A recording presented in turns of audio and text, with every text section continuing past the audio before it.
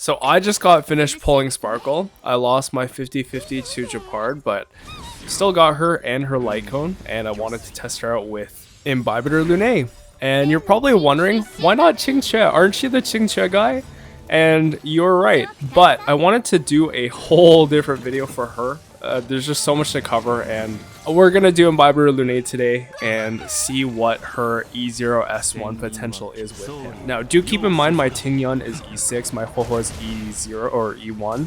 We're gonna do a pseudo E0 Huohuo later in MOC 12 where I just skill basic alternate. That way it's a little bit more, not relatable, but just more realistic.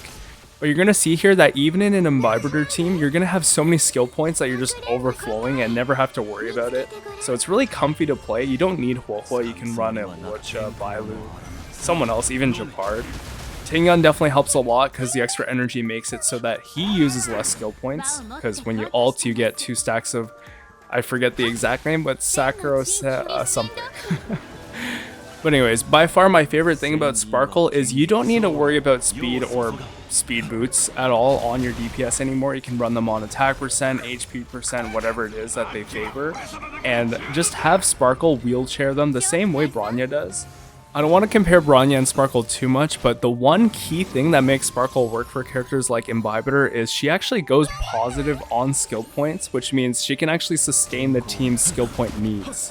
And because of that, she's pretty much like the one piece that was missing from Imbibitor, whereas for Seele and Qingque, Bronya was their best support up until the release of Sparkle, and even now she's competitive or even on par with Sparkle in some cases. But the reason why is Seele and Qingque kind of have a very erratic skill point usage profile, whereas Imbibitor's is very predictable. You're going to be using 3 every turn, of course, unless you're ulting. And now Imbibitor finally has access to a support that lets him take 2 actions per cycle, which on average, right, not every single cycle you'll be able to get it, even unless you have some crazy stack speed Sparkle or you're running Dance Dance Dance on a bunch of units and you have Wind Set on her. Point is, I feel like Imbibitor benefited the most from the Sparkle release. Don't get me wrong, Qingque and Seele are winning as well, but it's not like they didn't have an alternative before, and even then it's not like it's going to make that much of a difference with Bronya as opposed to Sparkle.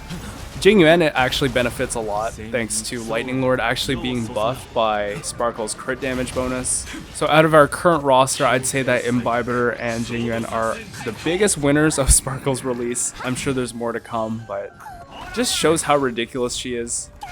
Okay, we're at the point in the video where I should probably acknowledge the fact that we're in a fight. I always do this, but I want to point out that in no point in this fight are we actually out of skill points. We're always overflowing, overcapping, not overcapping, but we can be pretty liberal with it, skilling more on Huohuo or Tingyun, which lets them recover energy faster. It's just, it feels so comfy. Like we're never going to be at the point where we're not going to have enough. And it makes who you choose as the other supports a lot more flexible than you'd think. I thought I'd talk a lot more about the fight itself, but Sam's down and on to MOC 12.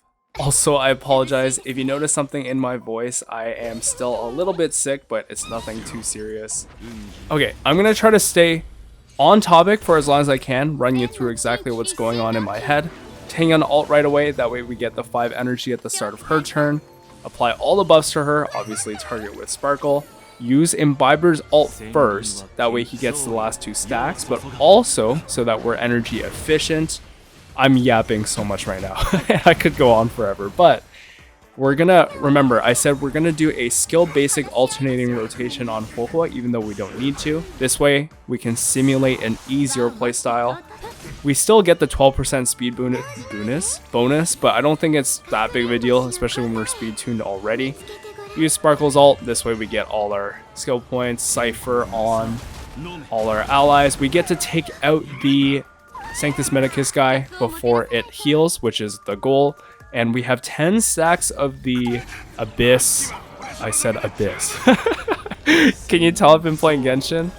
Of the memory turbulence buff. So no matter what here, it's gonna fall to the cycle end we're just getting in our last few actions. Again, we can afford to skill more on Tingyun even though we don't have to. And that's really just thanks to our really good skill point economy with this team. But the game plan there again was to mow down the Sanctus Medicus guy, focus all your attacks on him as a primary target, let the Memory of Chaos cycle and take care of the other Trampler. And now we're at the Memory Zone meme. So when he does, or when it does this thing, Sunset, you want to make sure that's on Imbibitor and not Sparkle that gets targeted. So you might want to bank an ult on Huohuo or bank an ult on Tingyun, but the idea is use 2 actions, then ult on the other one, or Tingyun and Huohuo. Huohuo is the best target for this, but Tingyun's not bad. She's... I'm not going to say it. I'm not going to say it. If you know, you know. Anyways, this fight's pretty lore accurate, isn't it?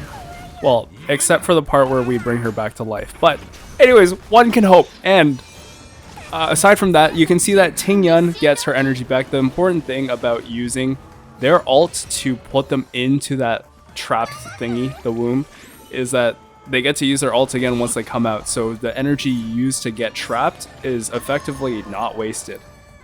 For this one, it's a little bit more tricky. You're going to have to play around. Again, it's the last 2 actions, I believe, right? So you need to make sure that before this boss acts again, you have the right 2 selected. So if you need to ult, you can ult, but luckily they were the next 2 on the action order anyway, so we didn't have to really do anything. Yeah, I probably could have used their ults, but we're all at full energy and buffed anyway, so it wouldn't really make a difference. But after this, the rest of the fight is pretty straightforward. Just focus the boss. I'm sure you already know that. The Memory Turbulence will take care of the wombs itself. Plus, you're going to be able to cleave onto the side ones anyway. If you did use their ults, they'd get their energy back, but most importantly, they're alive and well. Necks are intact and... Okay, that's enough. I swear, I have nothing against Tingyun or the writers. Tingyun's one of my favorite characters, and some of you already know that. I don't want to elaborate too much on it, but... Oh, actually, something I noticed is, don't Tingyun and Sparkle look kind of similar? Like, their design, the color scheme, and both being Harmony Unit. Not like, the Harmony Unit thing doesn't really matter, but it's just, they both look kind of similar. The brown hair, the, you know, they're small. They're very mysterious, and it's like the red and white pattern thing. I don't know what it is, but I feel like they're similar. I feel like there's some connection there. It could be a stretch, but oh, look, fight's over. Okay, time to look at the builds.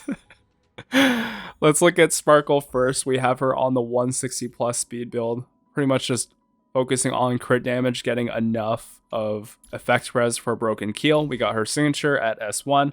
Again, still a lot more work can be done on these. Definitely focus on the skill before the other ones. Relics, you can kind of just go whatever, but 2-piece Hackerspace does help you hit those speed breakpoints. You definitely want a crit damage body, speed boots, HP% warp, and energy regen rope. She is at E0.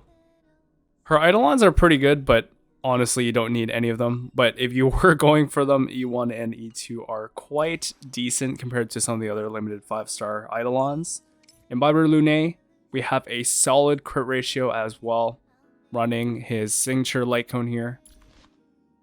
I do have some work left to do on his traces, but they're pretty good overall. Mixed 2-piece imaginary damage and 2-piece attack percent. And we are using Rutilant, of course. Remember, speed boot, or you don't need speed. You don't need speed boots. Run attack percent boots on your Imbibitor. Tingyun, we have the F1 car herself. 181 speed, plus 69. Memories of the Past. This way we get a guaranteed 3-turn ults if we use Von Whack or Penacony as the planar set. But you can see here we do have 10 speed on that one. I think that's my... No, I do have an 11 speed piece, but that's my second highest one. Huohuo at a 134 speed. She doesn't really need that much. She's just kind of there. I like running her with a 4-piece passerby. That way we get that extra skill point. But in long fights like these, you barely notice it. So don't worry too much about getting that. She is E1, but you did see us use skill basic, alternating. And that's pretty much it. Thank you for watching, and I will see you next time.